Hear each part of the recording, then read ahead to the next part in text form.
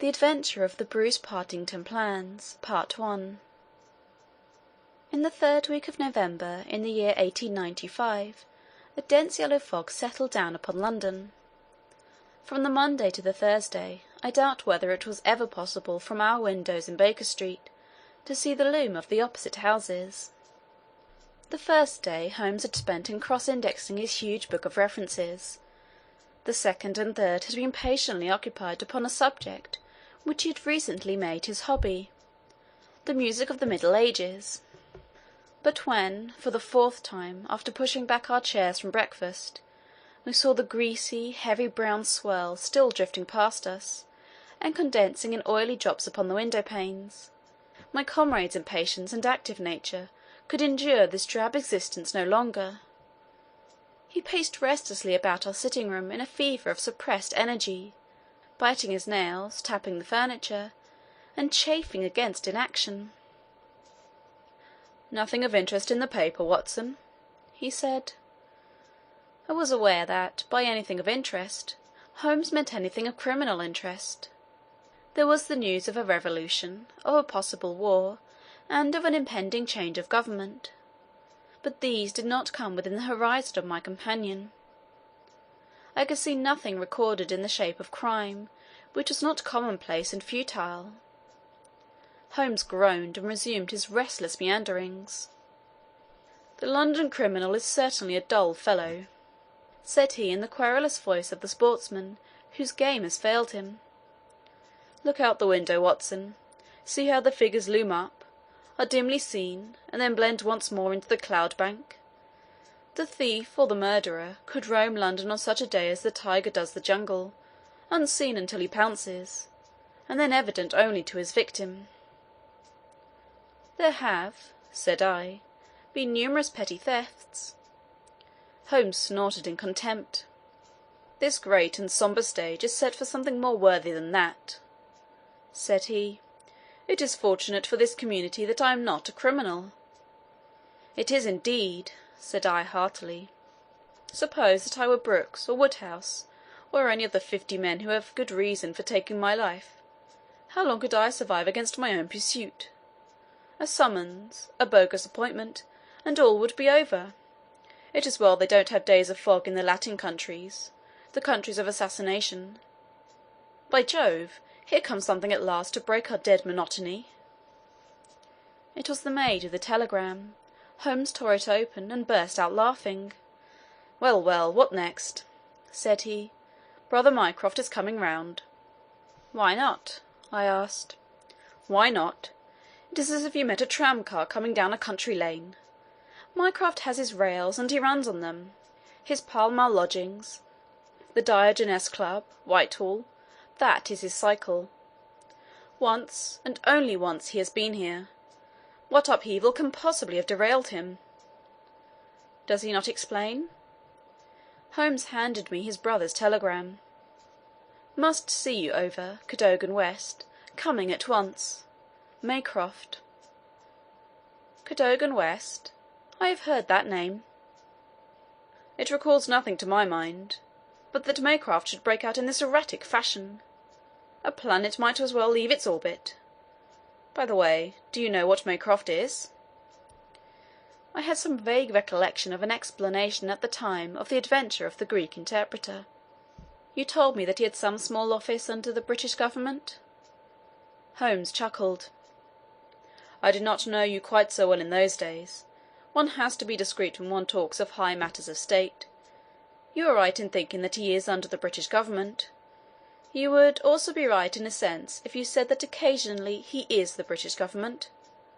My dear Holmes, I thought I might surprise you. Mycroft draws £450 a year, remains a subordinate, has no ambitions of any kind, will receive neither honour nor title, but remains the most indispensable man in the country." "But how?" "Well, his position is unique. He has made it for himself. There has never been anything like it before, nor will be again. He has the tidiest and most orderly brain, with the greatest capacity for storing facts, of any man living. The same great powers which I have turned to the detection of crime, he has used for this particular business. The conclusions of every department are passed to him, and he is the central exchange, the clearing-house, which makes out the balance. All other men are specialists, but his specialism is omniscience. We will suppose that a minister needs information as to a point which involves the Navy, India, Canada, and the bimetallic question. He could get separate advices from various departments upon each, but only Mycroft can focus them all, and say offhand how each factor would affect the other. They begin by using him as a short-cut, a convenience. Now he has made himself an essential. In that great brain of his everything is pigeon-holed, and can be handed out in an instant. Again and again his word has decided the national policy. He lives in it. He thinks of nothing else save when, as an intellectual exercise, he unbends if I call upon him and ask him to advise me on one of my little problems. But Jupiter is descending to-day. What on earth can it mean? Who is Cadogan West, and what is he to Mycroft? I have it, I cried, and plunged among the litter of papers upon the sofa. Yes, here he is, sure enough. Cadogan West was the young man who was found dead on the Underground on Tuesday morning. Holmes sat up at attention, his pipe half-way to his lips. This must be serious, Watson. A death which has caused my brother to alter his habits can be no ordinary one. What in the world can he have to do with it? The case was featureless as I remember it. The young man had apparently fallen out of the train and killed himself. He had not been robbed, and there was no particular reason to suspect violence. Is that not so? There has been an inquest, said I, and a good many fresh facts have come out. Looked at more closely, I should certainly say that it was a curious case. Judging by its effect upon my brother, I should think that it must be a most extraordinary one. He snuggled down in his armchair. Now, Watson, let us have the facts. The man's name was Arthur Cadogan West. He was 27 years of age, unmarried, and a clerk at Woolwich Arsenal. Government employ. Behold the link with Brother Maycroft.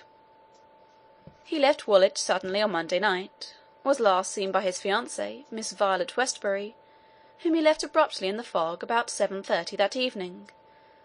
There was no quarrel between them, and she can give no motive for his action. The next thing that was heard of him was when his dead body was discovered by a plate-layer named Mason, just outside Aldgate Station, on the Underground system in London. When? The body was found at 6 on the Tuesday morning. It was lying wide of the metals upon the left hand of the tracks as one goes eastward, at a point close to the station, where the line emerges from the tunnel in which it runs. The head was badly crushed, an injury which might well have been caused by a fall from the train. The body could only have come on the line in that way. Had it been carried down from any neighbouring street, it must have passed the station barriers, where a collector is always standing.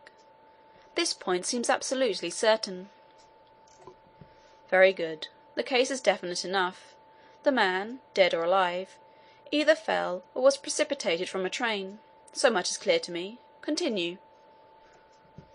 The trains, which traverse the lines of rail beside which the body was found, are those which run from west to east, some being purely metropolitan, and some from Willesden and outlying junctions.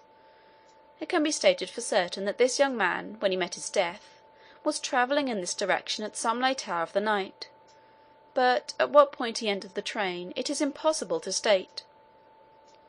His ticket, of course, would show that. There was no ticket in his pockets. No ticket? Dear me, Watson, this is really very singular. According to my experience, it is not possible to reach the platform of a metropolitan train without exhibiting one's ticket. Presumably, then, the young man had one. Was it taken from him in order to conceal the station from which it came? It is possible. Or did he drop it in the carriage? That also is possible.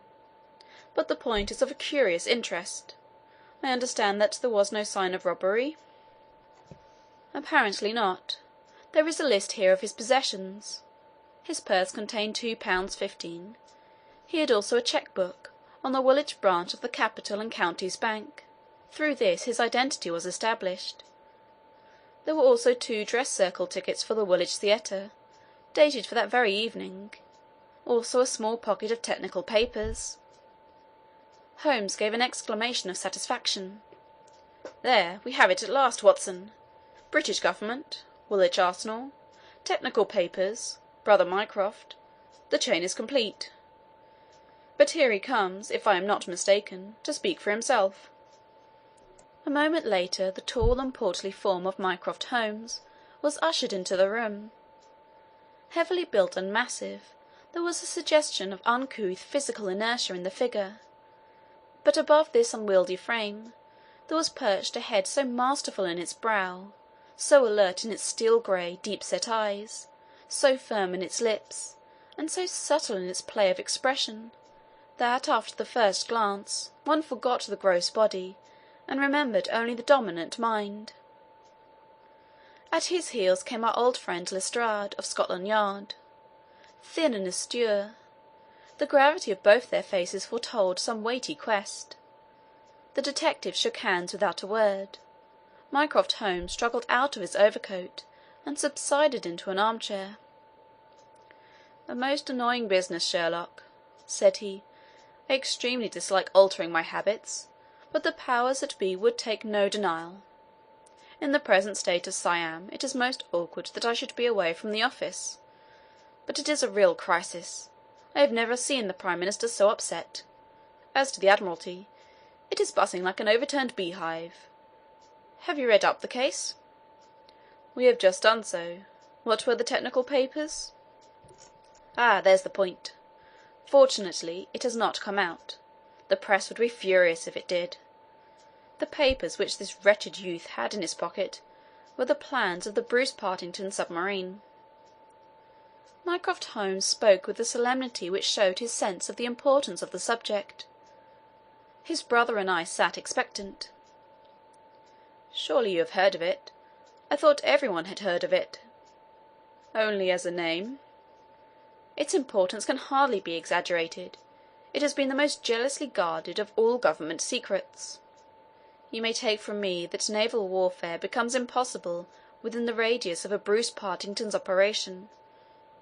2 years ago a very large sum was smuggled through the estimates, and was expended in acquiring a monopoly of the invention. Every effort has been made to keep the secret. The plans, which are exceedingly intricate, comprising some 30 separate patents, each essential to the working of the whole, are kept in an elaborate safe in a confidential office adjoining the arsenal, with burglar-proof doors and windows. Under no conceivable circumstances were the plans to be taken from the office. If the chief constructor of the navy desired to consult them, even he was forced to go to the Woolwich office for the purpose. And yet, here we find them, in the pocket of a dead junior clerk in the heart of London. From an official point of view, it's simply awful." "But you have recovered them?" "No, Sherlock, no. That's the pinch. We have not. 10 papers were taken from Woolwich. There were 7 in the pocket of Cadogan West. The 3 most essential are gone, stolen, vanished. You must drop everything, Sherlock. Never mind your usual petty puzzles of the police court. It is a vital international problem that you have to solve. Why did Cadogan West take the papers? Where are the missing ones? How did he die? How came his body where it was found? How can the evil be set right? Find an answer to all these questions, and you will have done good service for your country." "Why do you not solve it yourself, Mycroft? You can see as far as I." "Possibly, Sherlock, but it is a question of getting details. Give me your details, and from an armchair I will return you an excellent expert opinion. But to run here and run there, to cross-question railway guards, and lie on my face with a lens to my eye, it is not my métier. No, you are the one man who can clear the matter up. If you have a fancy to see your name in the next honours list—" My friend smiled and shook his head. "I play the game for the game's own sake," said he, "but the problem certainly presents some points of interest, and I shall be very pleased to look into it. Some more facts, please." I have jotted down the most essential ones upon this sheet of paper, together with a few addresses which you will find of service. The actual official guardian of the papers is the famous government expert, Sir James Walter, whose decorations and subtitles fill 2 lines of a book of reference. He has grown grey in the service, is a gentleman, a favoured guest in the most exalted houses, and, above all, a man whose patriotism is beyond suspicion. He is one of 2 who have a key of the safe. I may add that the papers were undoubtedly in the office during working hours on Monday, and that Sir James left for London about 3 o'clock, taking his key with him. He was at the house of Admiral Sinclair at Berkeley Square during the whole of the evening when this incident occurred. Has this fact been verified? Yes, his brother, Colonel Valentine Walter, has testified to his departure from Woolwich, and Admiral Sinclair to his arrival in London. So Sir James is no longer a direct factor in the problem. Who was the other man with the key? The senior clerk and draftsman, Mr. Sidney Johnson. He is a man of 40, married, with 5 children. He is a silent, morose man, but he has, on the whole, an excellent record in the public service. He is unpopular with his colleagues, but a hard worker. According to his own account, corroborated only by the word of his wife, he was at home the whole of Monday evening after office hours, and his key has never left the watch-chain upon which it hangs. Tell us about Cadogan West. He has been 10 years in the service and has done good work. He has the reputation of being hot-headed and impetuous, but a straight and honest man.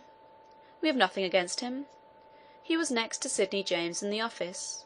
His duties brought him into daily, personal contact with the plans. No one else had the handling of them. Who locked the plans up that night? Mr. Sidney James, the senior clerk. Well, it is surely perfectly clear who took them away. They are actually found upon the person of this junior clerk, Cadogan West. That seems final, does it not?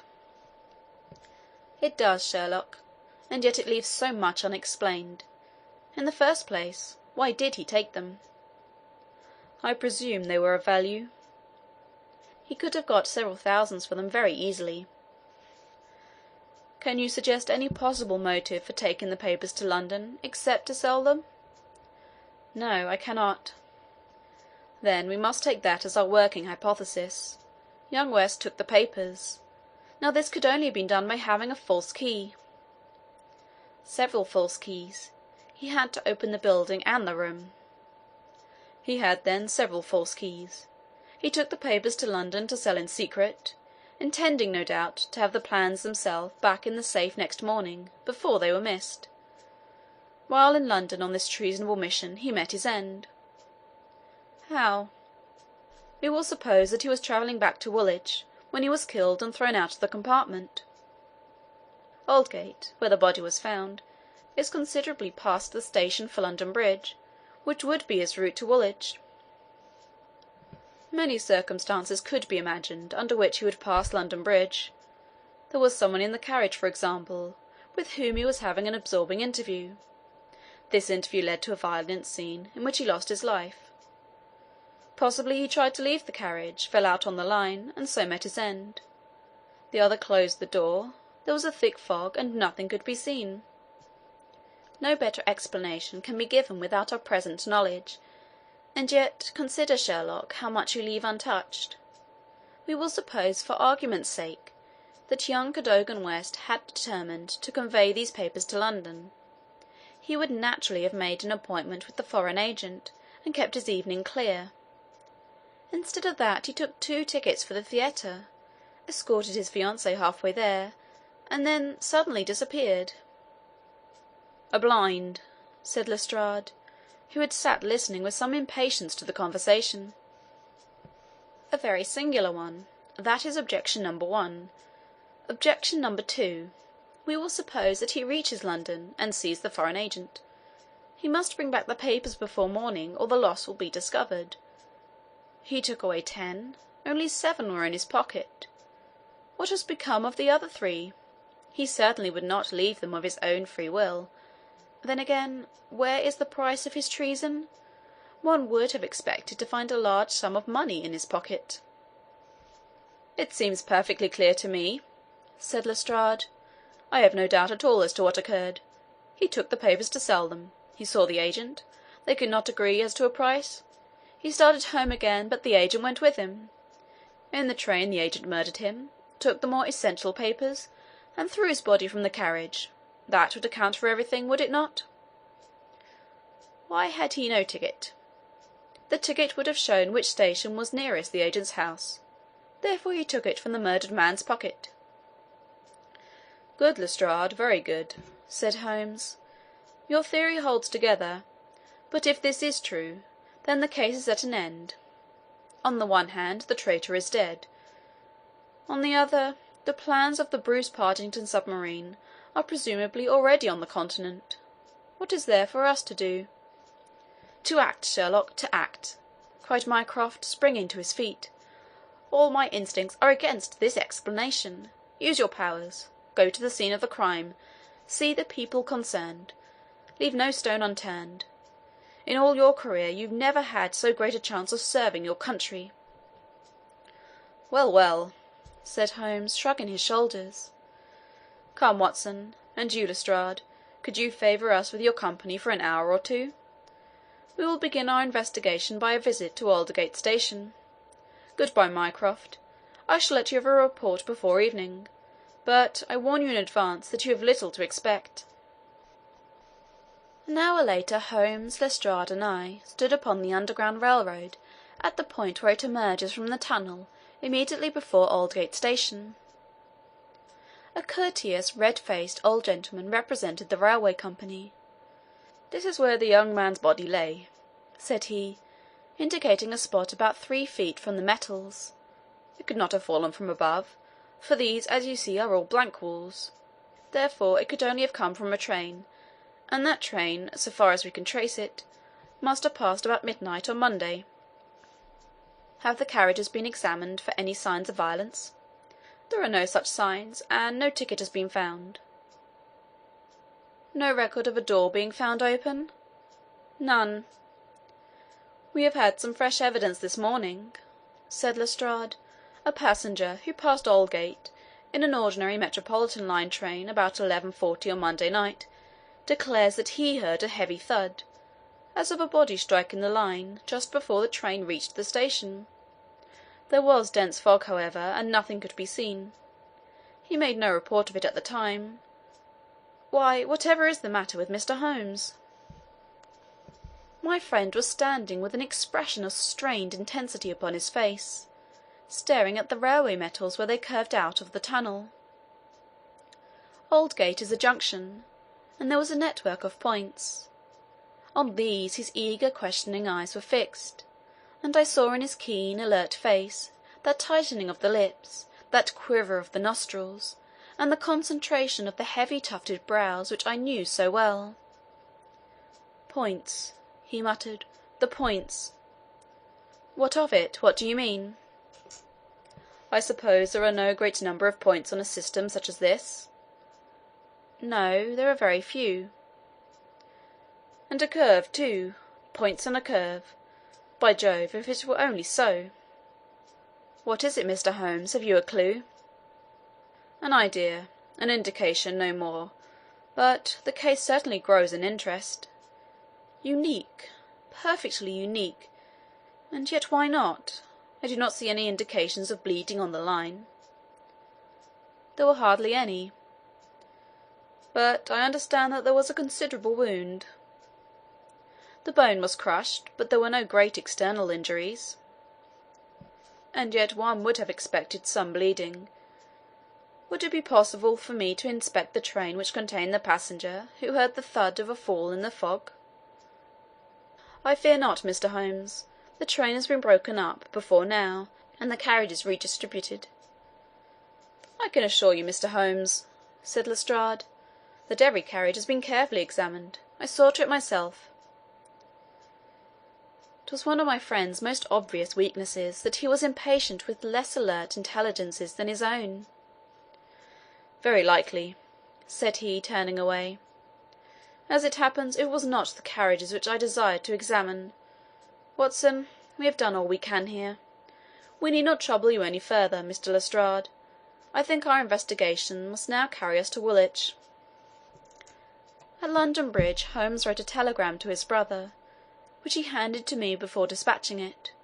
It ran thus: "See some light in the darkness, but it may possibly flicker out. Meanwhile, please send by messenger to await return at Baker Street a complete list of all foreign spies or international agents known to be in England, with full address. Sherlock." "That should be helpful, Watson," he remarked as we took our seats on the Woolwich train. "We certainly owe Brother Mycroft a debt for having introduced us to what promises to be a really very remarkable case." His eager face still wore that expression of intense and high-strung energy which showed me that some novel and suggestive circumstance had opened up a stimulating line of thought.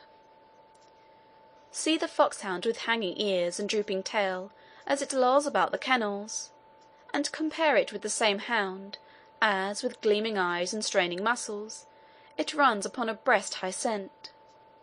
Such was the change in Holmes since this morning. He was a different man from the limp and lounging figure in the mouse-coloured dressing-gown, who had prowled so restlessly only a few hours before round the fog-grit room. "There is material here, there is scope," said he. "I am dull indeed not to have understood its possibilities. Even now they are dark to me." "The end is dark to me also, but I have hold of one idea which may lead us far. The man met his death elsewhere, and his body was on the roof of a carriage." "On the roof?" "Remarkable, is it not? But consider the facts. Is it a coincidence that it is found at the very point where the train pitches and sways as it comes round on the points? Is it not that the place where an object upon the roof might be expected to fall off? The points would affect no object inside the train. Either the body fell from the roof, or a very curious coincidence has occurred. But now consider the question of the blood. Of course there was no bleeding on the line, if the body had bled elsewhere. Each fact is suggestive in itself. Together they have a cumulative force." "And the ticket, too," I cried. "Exactly. We could not explain the absence of a ticket. This would explain it. Everything fits together." "But suppose it were so, we are still as far as ever from unravelling the mystery of his death. Indeed, it becomes not simpler, but stranger." "Perhaps," said Holmes thoughtfully, "perhaps." He relapsed into a silent reverie, which lasted until the slow train drew up at last in Woolwich station. There he called a cab and drew Mycroft's paper from his pocket. "We have quite a little round of afternoon calls to make. I think that Sir James Walter claims our first attention." End of the Adventure of the Bruce Partington Plans, Part 1.